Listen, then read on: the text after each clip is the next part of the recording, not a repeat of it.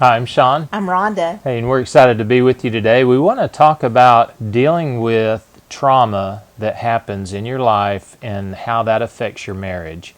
You know, a lot of couples are trying to work on their communication and resolving their conflict resolution skills, but they have this other issue that they're kind of doing marriage around. It's kind of in their picture, and on top of what couples usually are dealing with, they're dealing with it in this context. So we just kind of want to speak into that.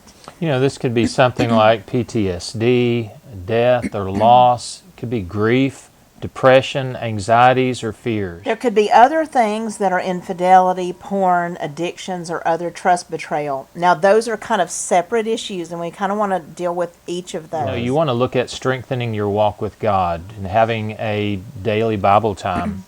That's always a starting point, because when we want to heal in our relationships or anything, we want to do it from a foundation where we're sensitive to the Lord and He's able to speak into the moment. One thing I think about is this verse from Proverbs. It says the spirit of man will sustain his infirmity. We need support groups many times when we're dealing with these things. One thing I love is journaling. Journaling can really help when we deal with these challenging moments. It helps get it from the inside to the outside. Tell your story. Include the emotions, your self-talk, and what you believed about self, others, God, and situations. Because these moments when we're most vulnerable, the enemy slips in these core beliefs that are not true. They don't align with God's word. This can be a time particularly to consider getting individual counseling or possible couple counseling. What's going on with us individually and what's going on with us relationally are sort of two separate things. Now, they both impact each other, but having something going on in both areas at the same time helps a person heal faster. You want to be able to talk about the impact this is having on the marriage and about the impact on each spouse individually. Now, your spouse can be a really key supporter for you during this time, and this is something that you want to be willing to be vulnerable and open up about what you're dealing with. But you obviously want to check with your spouse to not just assume, right, but to see, is this something I can talk with you about, or would this feel overwhelming? It's good to limit the time we talk about these difficult topics so that it doesn't overwhelm one or the other, but setting aside these times to talk where we make room for these deeper sorts of discussions. You want to be specific with your spouse about how they can help, how they can support you, how they can comfort you. More in the direction of when there's the mental emotional side, the depression, anxiety, grief side, not so much when there's an infidelity, porn, or addiction. Obviously, we can help our spouse best by abandoning destructive behavior. Right. So your spouse, though, if you're dealing with grief, PTSD, all those things, may not be able to be there for you, because maybe when y'all start talking, everything explodes quickly because your communication skills are rocky. And definitely if there's an addiction, porn, infidelity recovery that you all are growing out of, your spouse may not be able to be your sponsor or accountability partner. You probably need somebody else. You want to have a journey mentality. This is not something where you're going to jump from being in this kind of distress to all of a sudden everything's better. It may be just very progressive. Being able to communicate at all well, the way we talk about the what is important. But certainly, if there's even healing from an infidelity, porn, or addictions in the picture, we can't really talk about those and do the deep work that's needed until we learn to communicate well generally.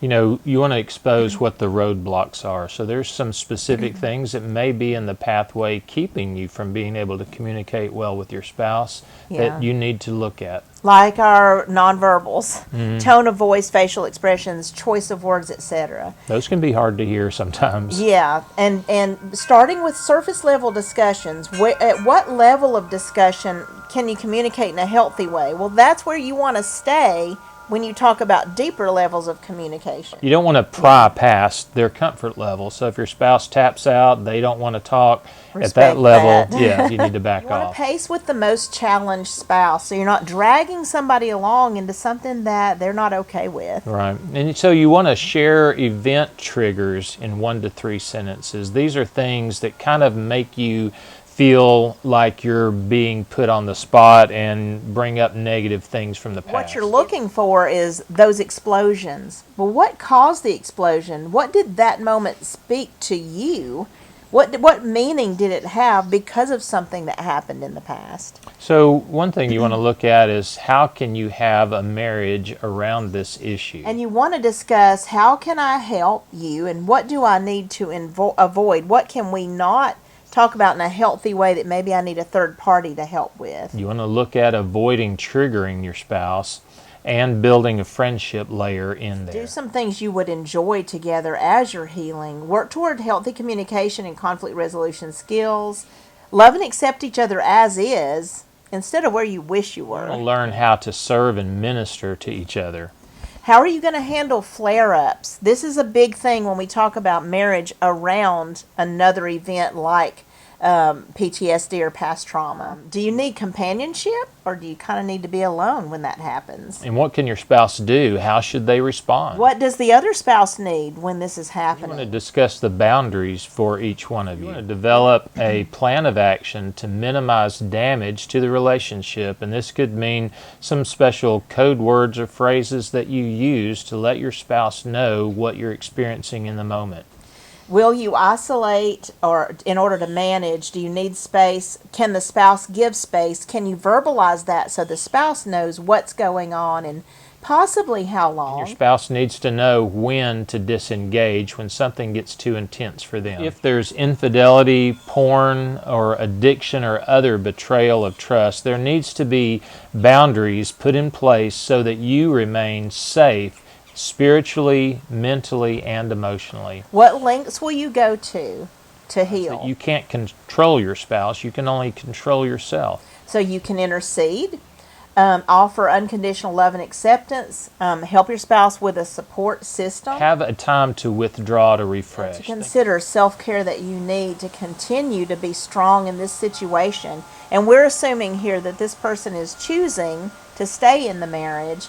But definitely in these situations, you want to have a third party involved for healing for the individual struggling in this area, but healing for the marriage that's been damaged by this huge betrayal of trust. So looking at how you manage your marriage around these difficulties, you don't want to do it alone. You want to have a plan, and you want to stay healthy spiritually.